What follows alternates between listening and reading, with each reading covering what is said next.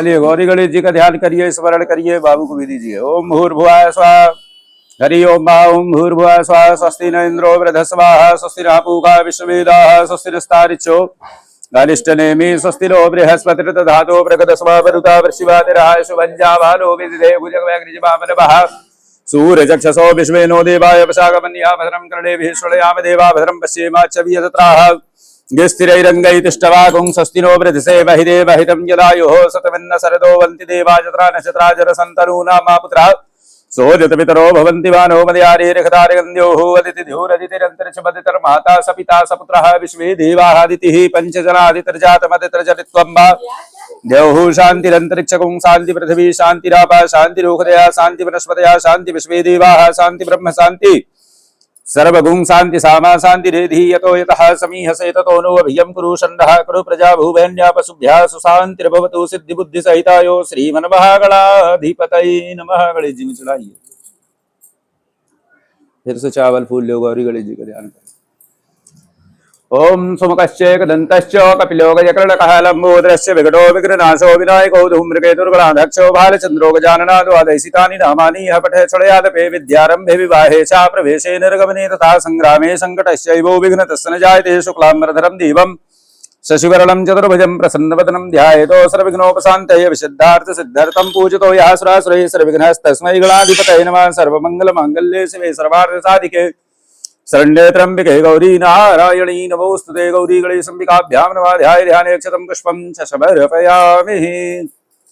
तदुपरान्ते पुनः हस्ते अक्षत पुष्पं प्रतिज्ञा संकल्पः कुर्यातो। चावल फूल लो, कुसा रखो, संकल्प करो। हरि ओम भूर्भुवः स्वः। जल डालिए 3 बार। गौम भूर्भुवः स्वः। ओम श्री परमात्मने नमः। हरि ओम श्री परमात्मने नमः। विष्णुर्विष्णुर् श्री भगवतो महापुराणस्य विष्णुराज्ञः प्रथमानस्य कल्पे द्वितीय प्राधे श्री सेतवाराः कल्पे वैवस्वन्त्रे अष्टामी युगे कलियुगे कलि प्रथम शरणे जम्बूद्वीपे भूलोके भारतवर्षे आर्यावर्तान्तर्गते पुण्डक प्रदेशे बौद्धतारे नर्मदा दड़ियां जबलपुर मंडलांतर्गते ग्रह गुण विशिष्टायां पुण्यतिथौ एकादश्यां पुण्यतिथौ मम बोलिए। माम नाम गोत्रो हम सर्वकामनार्थ सिद्ध्यार्थकं गौरी गणेश कलशस्य नवग्रह सत्यनारायण व्रत कथायां रुद्राभिषेक कर्मणः सर्वस्य कामनार्थ सिद्ध्यर्थकं भगवान प्रसन्नार्थे निमित्तार्थकं सर्व कामनहं च सिद्धे। गणेश जी में चढ़ा दीजिए। ओम जजाग्रतो दूरमुदैति दैदैवन्तो सप्तति दैदैवैति दूरं गमनं ज्योतिघां ज्योतिरे तन्मे मनः शिव संकल्पमस्तु। फिर से चावल फूल लेके कलश भगवान का ध्यान करें। ओम भूर्भुवः स्वः। कलशस्य मुखे ओम भूर्भुवः स्वः। हरि ओम ओम नमो नमस्ते स्फटिक प्रभाय सुशीतहाराय सुमंगलाय सुपाशहस्ताय जशासनाय जलाधिनाथाय नमो नमस्ते। अमां पतये नमः। कलशस्य परिदेवताभ्यो नमः। कलशस्य परिदेवताभ्यां नमः। ध्याये ध्याने अक्षतं पुष्पं समर्पयामि। फिर से चावल फूल ले, नवग्रहों का स्मरण करें। ओम भूर्भुवः स्वः। ब्रह्मा मुरारे ते पुरान्तकारे भानु शशि भौमि सुतो बुधश्च गुरु शुक्र शनि राहु केतो सर्वे ग्रहा शान्तिकरा भवन्तु। सूर्यादित्य नवग्रह मंडल देवताभ्यां नमः। ध्याये ध्याने अक्षतं पुष्पं च समर्पयामि। पुनः हस्ते अक्षत पुष्पं गृहीत्वा फिर से चावल फूल लें। भगवान नारायण का ध्यान करें।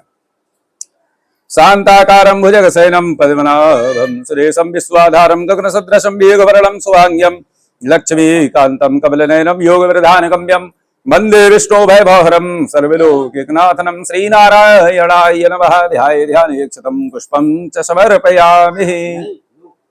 चलो थोड़ी पृथ्वी की पूजा कर दो भैया। जल छोड़ो पृथ्वी में। भौम वै नमः। जलगन्धामक्षतां पुष्पं समर्पयामि।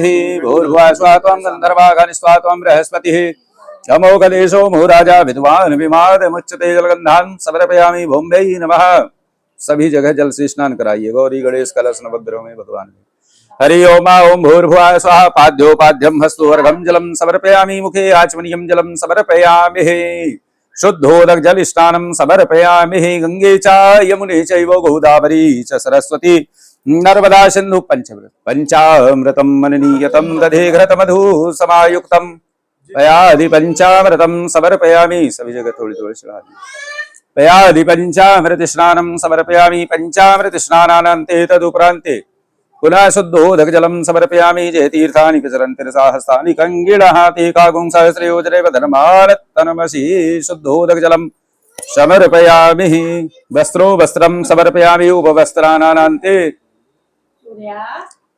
यज्ञोपवीतं परमं पवित्रं प्रजापतिहजं सहजं पुरुस्तातायुष्मग्रं प्रतिमुञ्च शुभ्रम् यज्ञोपवीतं बलमस्तु तेजः ब्रह्मसूक्तं यज्ञोपवीतं समर्पयामि नवग्रहम् आचमनीयं जलं समर्पयामि सर्वेभ्यो दिव्यभ्यो नमः जलगन्धामक्षतां यज्ञोपवीतं समर्पयामि एक जल चलाएं आचमनीयं जलं समर्पयामि ओम यज्ञोपवीतं परमं पवित्रं प्रजापतिहजं सहजं पुरुस्तातायुष्मग्रं प्रजापतिहजं सहजं पुरुस्तातो यज्ञोपवीतं समर्पयामि ब्रह्मसूक्तं समर्पयामि शुद्धाचमनीयं जलं समर्पयामि नारायणाय नमः। टीका चंदन लगाइए, फूल भी लगा के जैसे बने वैसे लगा। ओम भूर्भुवः स्वः त्वं गन्धर्वः खनिस्त्वा त्वं बृहस्पतिः त्वमोख देशोमो राजा विद्वान् विमादमुच्यते जलगन्धां समर्पयामि जलगन्धानान्ते गन्धद्वारां दुराधरसां नित्यपुष्टां करेश्वरीं गेश्वरीं सर्वभूतानां तामिहोपै वै श्रियम्मा जलगन्धां समर्पयामि अक्षतां समर्पयामि दूर्वां दूर्वां कुरान कांडात् प्रोहन्ति परुका परिहेता। गणेश जी चढ़ाओ, आप चढ़ाओ। भूर्भुवः स्वः कांडात् प्रोहन्ति परुका परिहेता वानो दूर्भेण सहितेन सतेन च दूर्वां समर्पयामि पुष्पम् माल्यं पुष्पमाल्यं समर्पयामि माल्यादीनि सुगन्धीनि मालत्यादीनि वै प्रभो मलयाहतानि पुष्पाणि पूजार्थं प्रतिगृह्यतां पुष्पं पुष्पमाल्यं समर्पयामि तदुपरान्ते धूपदीप दर्शयामि सुगन्धितैलं समर्पयामि गन्धद्वारां दुराधरसां नित्यपुष्टां करेश्वरीं ईश्वरीं सर्वभूतानां तामिहोपै वै श्रियम्मा। तोड़ के सब में चढ़ा दीजिए। गंधं समर्पयामि तदुपरान्ते सुगंधित तैलम समर्पयामि सर्वेभ्यो दिव्यभ्यो नमः। ओम वनस्पति रस घंटिका धूप वनस्पति घंटो वनस्पति सौरभूतो गंधो गंधो तत्तमः नाग्रह सर्वदेवानां धूपोऽयं प्रतिगृह्यतां धूपं दर्शयामि प्रत्यक्ष दीपं दर्शयामि अमित नैवेद्यं निवेदयामि हस्तो प्रत्यक्षाल्यै अखंड श्रीफलं समर्पयामि ओम इदं फलं मयं देवं स्थापितं पुरुस्तत्त्वमे तेन मे सफला भाप्तिरो भवेतु जनमनी भूर्भुवः स्वः सर्वेभ्यो दिव्यभ्यो नमः। अभ्यायासीदन्तरिक्षकुं शेषोर्द्योः समवर्त जल घुमाइए श्यामवर्त धाम प्रतिभ्यां भूमि दिशः श्रोत्रां तथा लोकान् अकल्पयन्यो नैवेद्यं निवेदयामि पुंगीफलं समर्पयामि चतुर्गेणाविका देवाजलवतरमशोकसन्तोष्यासि राज्यं ग्रीकवैदवः। हरि ओं ओं भूर्भुवः स्वः नाभ्यायासीदन्तरिक्षकुं शेषोर्द्योः समवर्तधां पतिभ्यां भूमिदिशः श्रोत्रां तथा लोकान् अकल्पयन्यो नैवेद्यं निवेदयामि पुंगीफलं समर्पयामि दिव्यदक्षिणां समर्पयामि। ओम नाभ्यायासीदन्तरिक्षकुं शेषोर्द्योः समवर्तधां पतिभ्यां भूमिदिशः श्रोत्रां तथा लोकान् अकल्पयन्यो नैवेद्यं निवेदयामि पुंगीफलं समर्पयामि दिव्यदक्षिणां समर्पयामि सर्वेभ्यो दिव्यभ्यो नमः। हो गया, चावल फूल लो, प्रार्थना करो। ओम विघ्नेश्वराय वरदाय सुरप्रियाय लंबोदराय सकलाय जगद्धिताय नागाननाय सुतियज्ञ विभूषिताय गौरी सुताय गणनाथ नमो नमस्ते। या श्री स्वयं सुगतिनां भवने स्वलक्ष्मी पापात्मनां कृतिधियं विदेश बुद्धे श्रद्धा सतं कुलजनं प्रतिवस्वलज्जं तां तां नतास्म परिपालय देवी विश्वं मंत्र प्रार्थना पुष्पांजलिं च समर्पयामि। बोले गणेश भगवान की, वरुण भगवान की जय। एक एक आचमनी जल चढ़ा दो, चावल फूल ले लो सब कोई। हरि ओम ओम भूर्भुवः स्वः। ओम यस्य स्मरणमात्रेणो जन्म संसार बन्धनात् विमुच्यते नमस्तस्मै विष्णवे प्रभु विष्णवे। एकदा नैमि शरण ऋषिः पौराणिकं खलु तस्य व्रतेन वाञ्छितं फलु सर्वत्वं प्रवक्ष्यामि कथाय महामुने। एक समय नैमी शरण तीर्थ पर सोनकादिक 88,000 ऋषियों ने वेद के वक्ता श्री सूत जी से पूछा कि हे प्रभु, इस कलिकाल में वेद विद्या से रहित मनुष्य को किस प्रकार प्रभु की भक्ति मिलेगी तथा उनका उद्धार किस प्रकार होगा।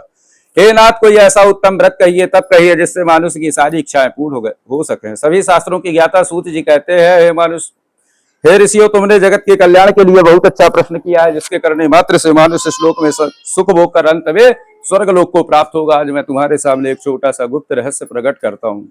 एक बार की बात है कि नारद जी तीनों लोकों में भ्रमण करते हुए मृत्यु लोक आकर पहुंचे। यहाँ उन्होंने देखा कि मानुष अनेक योनियों में जन्मे हुए हैं, अपने अपने कर्मों के द्वारा बहुत दुखों को प्राप्त हो रहे हैं। यह देखकर नारद जी के मन में बड़ा दुख उत्पन्न हुआ। मन में विचार करने लगे, इन मनुष्यों के दुखों का निवारण किस प्रकार होगा। ऐसा उन्होंने मन में विचार किया और विचार करते हुए भगवान विष्णु के लोक को गए, जहाँ श्वेत वर्ण वाले 4 भुजाओं वाले देवों के ईश नारायण, जिनके हाथ में शंख चक्र पद्म की माला जो धारण किए थे, उन्हें देखकर वह स्तुति करने लगे। कहने लगे, हे भगवान, आप अत्यंत शक्तिमान संपन्न है, आपको वन और वाणी नहीं पा सकती, ना ही आपका आदि है न मध्य, आप निर्गुण स्वरूप है, सृष्टि के कण कण में बसे हैं, भक्तों के मनोरथों को पूर्ण करने वाले हैं। नाथ, मैं आपको प्रणाम करता हूँ। इस तरह के वचन सुनकर भगवान कहते हैं, नारद, किस कारण बस तुम्हारा यहाँ आगमन हुआ है? निसंकोच कहो, तुम्हारे मन में क्या है, किस लिए आए हो? तब भगवान नारद जी कहते हैं कि हे भगवान, मैं मानुष लोक गया था, मैंने देखा कि मृत्यु लोक में मानुष अपने अपने कर्मों के द्वारा अनेक प्रकार की यातनाओं को भोग रहे हैं। नाथ, यदि आप मेरे ऊपर कृपा करते हैं तो बताइए, उन मानुषों के कष्टों का हरण किस प्रकार होगा? तब भगवान कहते हैं कि हे नारद, तुमने जगत के कल्याण के लिए बहुत अच्छा प्रश्न किया है, जिसके करने मात्र से मानुष इस लोक में सुख भोगेगा तथा अंत में मोक्ष को प्राप्त होगा। तुम्हारे सामने मैं एक छोटा सा गुप्त रहस्य प्रकट करता हूं, उसे तुम ध्यान पूर्वक सुनो। वह श्री सत्यनारायण भगवान की व्रत कथा है, जिसके करने मात्र से मानुष इस लोक में सुख भोगेगा तथा उत्तम पद को प्राप्त होगा। तब नारद जी कहते हैं, प्रभु, इसका क्या फल है, क्या विधान है, कब करना चाहिए, कैसे करना चाहिए, विस्तार पूर्वक वर्णन करें। तब भगवान कहते हैं कि श्रद्धा भक्ति के साथ किसी भी दिन मनुष्य सत्यनारायण भगवान की व्रत कथा कर सकता है तथा भक्तों के मनोरथ उसमें पूर्ण हो सकते हैं, इसमें संशय नहीं है। इसमें फल क्या लगेगा? केले के फल, रंभा के फल तथा पंजीरी का चूर्ण, सवाया लेना चाहिए, गेहूं का चूर्ण बनाना चाहिए तथा पंजीरी बनावे और भगवान को तुलसी दल डाल के अर्पण करे, भक्ति भाव से भगवान को अर्पण करे और भी नाना प्रकार के फल फूल सामग्री भगवान को अर्पण करे तथा कथा श्रवण करे। ब्राह्मणों को बुलाए, अपने भाई बंधुओं को बुलाए, विधि विधान पूर्वक श्री सत्यनारायण भगवान की कथा करे। इस व्रत को करने से मनुष्य श्लोक में सुख भोगेगा तथा उत्तम पद को प्राप्त होगा, इसमें संशय नहीं है। बोलिए श्री वृंदावन बिहारी लाल की जय। प्रथमोध्याय सूत वाचो। सूत जी महाराज कहते हैं, ऋषि और भी आगे की कथा सुनो।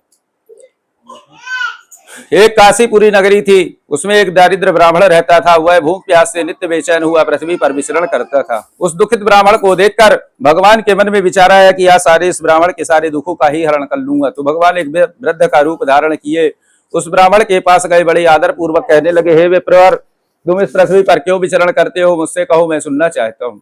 तब वह ब्राह्मण कहता है कि मैं एक दारिद्र ब्राह्मण हूँ, भिक्षा मांगकर अपना जीवन यापन करता हूँ। यदि आप जानते हैं कि मेरे घर की दारिद्रता दूर हो जाए तो कृपा करके बतलावें। इस तरह के वचन सुनकर भगवान कहते हैं कि हे ब्राह्मण, तू श्री सत्यनारायण भगवान का व्रत कर, जिसके करने से तेरे घर की सारी दारिद्रता दूर हो जाएगी, इसमें संशय नहीं है। इस तरह के वचन सुनकर व्रत के बारे में बतलाकर भगवान कुछ दूर गए, अंतर ध्यान हो गए। अब वह ब्राह्मण अपने घर आया। रात भर वह व्रत के बारे में ही विचार करता रहा, उसे नींद नहीं आई। प्रातः काल उठा और भिक्षा के लिए चला। संकल्प कर लिया, जो आज भिक्षा में मुझे धन मिलेगा उसी से मैं भगवान सत्यनारायण का व्रत करूंगा। इस तरह उसने संकल्प किया, भिक्षा के लिए चला। उस दिन उसे भिक्षा में बहुत सारा धन मिला तो धन लेकर अपने घर आया। अपने भाई बंधुओं के साथ उसने भगवान सत्यनारायण का पूजन किया। सब कुछ पहले के समान हो गया। फिर वह ब्राह्मण दीर्घ काल तक इस पृथ्वी पर सुख भोग कर अंत में स्वर्गलोक को चला गया। सूत जी महाराज कहते हैं कि हे ऋषियों, अब क्या सुनने की इच्छा है? सभी ऋषि हाथ जोड़कर कहते हैं, हमारे मन में और भी श्रद्धा है, आगे चल के उस ब्राह्मण से सुन के किस किस ने व्रत किया वह भी बतलाए। तब सूत जी महाराज कहते हैं कि वह भी तुम ध्यान पूर्वक सुनो। वही ब्राह्मण अपने घर पर धन ऐश्वर्य के अनुसार भगवान सत्यनारायण का पूजन कर रहा था। उसी समय एक लकड़ी बेचने वाला बूढ़ा आदमी आया, लकड़ियों को बाहर रखा और ब्राह्मण के मकान में गया। विधि विधान पूर्वक उसने देखा कि भगवान सत्यनारायण की कथा हो रही है। वह ब्राह्मण भी श्रद्धा भक्ति के साथ एक कोने में बैठ गया, कथा सुनी, प्रसाद ग्रहण किया और ब्राह्मण से आग्रह करने लगा कि हे ब्राह्मण देवता, आप यह किसकी पूजा कर रहे हैं तथा इसके करने से क्या फल की प्राप्ति होती है? मुझसे कहें, हम सुनना चाहते हैं। अब वह ब्राह्मण कहता है, जो भी तुम मेरे यहाँ देख रहे हो, धन पुत्र आदि सब कुछ भगवान की कृपा से मुझे प्राप्त हुआ है। मैं भगवान सत्यनारायण का पूजन कर रहा हूँ। इस तरह के वचन सुनकर वह लकड़हारा भी व्रत के बारे में जानता है। संकल्प कर लेता है कि जो आज लकड़ी बेचने से मुझे धन मिलेगा उसी से मैं भगवान सत्यनारायण का पूजन करूंगा। ऐसा उसने संकल्प किया और लकड़ी बेचने के लिए चला। कुछ दूर चलने पर सुंदर नगर पर पहुंचा, जहां बहुत सारे धनाढ्य लोग रहते थे। उस दिन लकड़ियों के दाम अन्य दिनों की अपेक्षा 100 गुना मिले। दाम लेकर बड़ा प्रसन्न हुआ, अपने घर आया। विधि विधान पूर्वक उसने भगवान सत्यनारायण का पूजन किया और उसी पूजन के प्रभाव से वह लकड़हारे के घर की दारिद्रता दूर हो गई। जब वह लकड़हारा भी धनवान हो गया तथा इस लोक में सुख भोग कर अंत में स्वर्गलोक को चला गया। बोलिए श्री वृंदावन बिहारी लाल की जय। सूतवाचो, सूत जी महाराज कहते हैं, ऋषियों में आगे की कथा सुनाता हूं, उसे भी ध्यान पूर्वक सुनो। एक उल्लका मुख नामक राजा था, बड़ा जितेंद्रिय था, सत्य वक्ता था, प्रतिदिन देव स्थानों पर जाता था, गरीबों को ब्राह्मणों को धन देकर उनके कष्टों को दूर किया करता था। उसकी पत्नी कमल के समान मुख वाली सती साध्वी भद्रशील नदी के तट पर उन्होंने भगवान सत्यनारायण का पूजन किया। पूजन कर रहे थे, उसी समय एक नौका आकर रुकी। उस नौका से एक व्यापारी उतरा। उस व्यापारी के पास बहुत सारा धन था। राजा को भक्ति युक्त पूजन करते हुए देखकर वह व्यापारी राजा के पास गया, बड़े आदर भाव से कहने लगा कि हे राजन, आप भक्ति युक्त चित्त से किसकी पूजा कर रहे हैं तथा यह व्रत करने से क्या फल की प्राप्ति होती है, हमसे कहे, हम सुनना चाहते हैं। तब वह राजा कहता है कि मेरे यहाँ संतति नहीं है, संतान की कामना से मैं भगवान सत्यनारायण का पूजन कर रहा हूं। अब वह व्यापारी व्रत के बारे में जाना और राजा से कहता है कि राजन, यह व्रत मैं भी करूंगा क्योंकि मेरे घर में भी कोई संतान नहीं है। इस तरह राजा और व्यापारी में आपस में वार्तालाप हुई। अब व्यापारी भगवान का जयकारा लगाकर नौका पर प्रवेश किया और अपने नगर चला गया। जब अपने घर गया तो अपनी स्त्री से एक दिन कहने लगा कि मैं एक राजा से सुन के आया हूं, भगवान सत्यनारायण की पूजन करने से संतान आदि की प्राप्ति होती है। यदि मेरे घर में कोई संतान होगी तो मैं भी भगवान सत्यनारायण का पूजन अवश्य करूंगा। इस तरह उसने अपनी स्त्री से कहे। एक दिन की बात है कि साधु की स्त्री लीलावती पति के साथ आनंदित होकर संसारिक धर्म से प्रवृत्त होकर गर्भवती हो गई। 10वें महीने सुंदर कन्या का जन्म हुआ। कन्या का नामकरण कराया गया। क्या नाम रखाया गया? कलावती रखाया गया। तब लीलावती कहती है कि स्वामी, आप पूर्व में संकल्प किए थे कि हम भी व्रत करेंगे, कृपा करके अब आप वह व्रत करिए। तब साधु कहता है कि प्रिय, अभी इसके नामकरण आदि में बहुत सारा धन खर्च हो गया है, इसका जब विवाह होगा तब यह व्रत हम अवश्य करेंगे, क्योंकि अभी मेरे पास समय नहीं है। इस तरह उसने कह के नगर में चला गया। एक दिन की बात है कि साधु अपनी पुत्री को उपवन में घूमते हुए देखता है। मन में विचार करता है, मेरी पुत्री बड़ी हो गई, इसका विवाह कर देना चाहिए। अपने दूतों को बुलाता है, कहता है, दूतों से कहता है कि मेरी पुत्री के लिए सुंदर सा वर ढूंढ कर लाओ। दूत कंचनपुर नगर गए, वहां देखभाल करके सुंदर बड़िक पुत्र को ले आए। उस बड़िक पुत्र को देखकर साधु वैसे अपनी पुत्री का विवाह उसके साथ कर दिया, लेकिन विवाह के समय भी वह व्रत करना भूल गया। जब व्रत करना भूल गया तो भगवान क्या होते हैं? रुष्ट हो जाते हैं और उसे श्राप देते हैं, जा तुझे दारुण दुख होगा। तब साधु के यहाँ तो कोई पुत्र था नहीं, तो वह अपने जमाता को ही पुत्र बना लिया, उसी के साथ व्यापार करने लिया। एक दिन की बात है, वह राजा चंद्रकेतु के नगर पर व्यापार करने के लिए पहुंचा। व्यापार कर रहा था, भगवान की माया से कोई चोर राजा का धन चुरा कर भाग रहे थे। पीछे से राजा के सैनिक उनका पीछा कर रहे थे। राजा के सैनिकों ने देखा कि राजा का धन वही दोनों वैश्यों के पास रखा हुआ है, तो दोनों को बांध कर ले गए। राजा के सामने कहने लगे, महाराज, हम 2 चोर पकड़ कर लाए हैं, आप आज्ञा दें। राजा ने उन्हें बिना विचार किए कठोर कारागार में डाल दिया तथा जितना धन था उसे राजा ने ग्रहण कर लिया। यह भगवान सत्यनारायण की माया का ही प्रभाव था। अब एक दिन की बात है कि साधु के घर में भी जो धन रखा था उसे भी चोर चुरा कर ले गए। कलावती लीलावती इधर उधर भिक्षा मांगकर अपना जीवन यापन करने लगी। एक दिन की बात है कि कलावती एक ब्राह्मण के घर गई। वहां देखती है भगवान सत्यनारायण की कथा हो रही है, तो उसने कथा सुनी, प्रसाद ग्रहण की और रात को घर आई। जब रात को घर आई तब माता कहती है, लीलावती कहती है, पुत्री तू इतनी रात कहाँ रही, तेरे मन में क्या है, सत्य कहो, मैं जानना चाहती हूँ। तब पुत्री कहती है, माता मैं सत्य कहती हूँ, मैं एक ब्राह्मण के घर गई थी, मैंने वहां भगवान सत्यनारायण का व्रत होते देखा, इसलिए मुझे विलंब लगा। जिस तरह के वचन सुनकर लीलावती को पूर्व संकल्प स्मरण हुआ, उसने भी भगवान की तैयारी करने लगी। कहने लगी, हो ना हो, भगवान का ही श्राप आता है, हमें उन्हीं की पूजन करनी चाहिए। फिर वह भगवान का पूजन किया, क्षमा याचना मांगी। कहने लगी, प्रभु मुझसे मेरे पति से जो भी अपराध हुआ है उसे क्षमा कर दे। भगवान उस व्रत से संतुष्ट हो गए। उसी समय राजा चंद्रकेतु को स्वप्न में दर्शन देकर कहते हैं, हे राजन, तुम्हारे यहाँ जो 2 बंदी है, वह बंदी जो है व्यापारी है, वह निर्दोष है, उनका जो तुमने धन लिया उसे दे दो, नहीं मैं तुम्हारा राजपुत्र आदि सब कुछ नष्ट कर दूंगा। भगवान ऐसा कह के अंतर ध्यान हो गए। जब राजा उठा, सभासदों के सामने अपना स्वप्न सुनाया। सभी ने कहा, महाराज, प्रातः काल का स्वप्न सत्य होता है, इन दोनों को बंधन मुक्त कर दिया जाए। दोनों को बंधन मुक्त किया गया। नए नए वस्त्र आभूषण आदि पहनाए गए। जितना धन राजा ने लिया था उससे दुगना धन दिया। आदर के साथ दोनों को विदा किया। दोनों व्यापारी अपने नगर के लिए प्रस्थान किए। बोलिए श्री वृंदावन बिहारी लाल की जय। सूतवाचो, सूत जी महाराज कहते हैं, ऋषियों, अब वह व्यापारी अपने नगर के लिए प्रस्थान किया। जब अपने नगर के निकट पहुंचता है, पहुंचने के पहले ही वह एक जगह अपनी नौका को रोका और नित्य क्रिया करने लगा। नित्य क्रिया करने लगा तो भगवान फिर उसकी परीक्षा लेते हैं। एक दंडी का रूप धारण करते हैं, उस व्यापारी के पास जाते हैं, कहते हैं, हे व्यापारी, तेरी नौका में क्या भरा है, सत्य कहो, हम सुनना चाहते हैं। तब अभिमानी बड़ी खस्ता हुआ कहता है, हे दंडी स्वामी, आप क्यों पूछते हो? क्या आपको धन लेने की इच्छा है? मेरी नौका में लते पते बिलपत्र इत्यादि भरे हुए। इस तरह के कठोर वचन सुनकर भगवान कहते हैं, जाओ, बस तुम्हारा वचन सत्य हो। ऐसा कह के भगवान कुछ दूर गए, पद्मासन लगा के बैठ गए। अब व्यापारी जब नित्य क्रिया किया, देखता है नौका में लते पते बिलपत्र इत्यादि भरे हुए, तो वह दुखी हो गया, रुदन करने लगा, मूर्छित होकर जमीन पर गिर पड़ा। जब मूर्छा खुलने पर फिर शोक प्रकट करने लगा। तब साधु का जमाता कहता, आप शोक प्रकट न करें, यह सब उसी दंडी का श्राप है, अतः हमें उन्हीं की शरण पर चलना चाहिए, वही हमारी मनोकामना पूर्ण करेंगे। इस तरह के वचन सुनकर साधु वैसे जो है भगवान दंडी के पास गया। विधि विधान पूर्वक भगवान जो है भगवान विष्णु की स्तुति करने लगा, कहने लगा, प्रभु आपसे मैंने जो असत्य वचन कहे उसे आप क्षमा कर दो। इस तरह के दीन वचन कह के दुखी होने लगा। तब भगवान कहते हैं, साधु वैसे तू बार बार मेरी पूजा से दुखी हुआ है, इसलिए तुझे दुख भोगने पड़े हैं। इस तरह के वचन सुनकर साधु समझ गया कि यह तो दंडी भगवान है। क्षमा याचना मांगने लगा, कहने लगा, प्रभु आपकी माया में ब्रह्मा आदि मोहित भी हो जाते हैं, आपकी माया में तो मैं अज्ञानी आपको क्यों न मोहित हो जाऊं, आप मुझे क्षमा करें, अब मैं अपने समर्थता अनुसार आपकी पूजा करूंगा। भगवान उसे इच्छा अनुसार वरदान देते हैं और अंतर ध्यान हो जाते हैं। अब वैसे जो है अपने घर अपनी नौका के समीप आता है, देखता है नौका धन से परिपूर्णित है। वही भगवान का जयकारा लगा के अपने नगर के निकट पहुंचता है, तो अपने साथियों को अपने घर भेजता है। साधु के दूत घर जाते हैं, साधु की स्त्री को नमस्कार करके कहते हैं कि साधु अपने जमाता सहित बहुत सारा धन लेकर नगर के समीप आए हैं, आपको बुलाए हैं। इस तरह के वचन सुनकर साधु की स्त्री जो है उस समय भगवान सत्यनारायण की पूजा कर रही थी।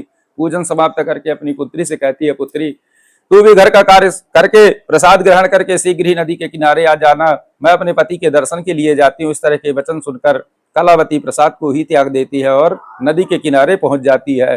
तो भगवान प्रसाद त्यागने के कारण फिर रुष्ट हो जाते हैं। जिस नौका पर साधु का जमाता बैठा रहता भगवान उसे अदृश्य कर देते हैं, वह किसी को दिखाई नहीं देती।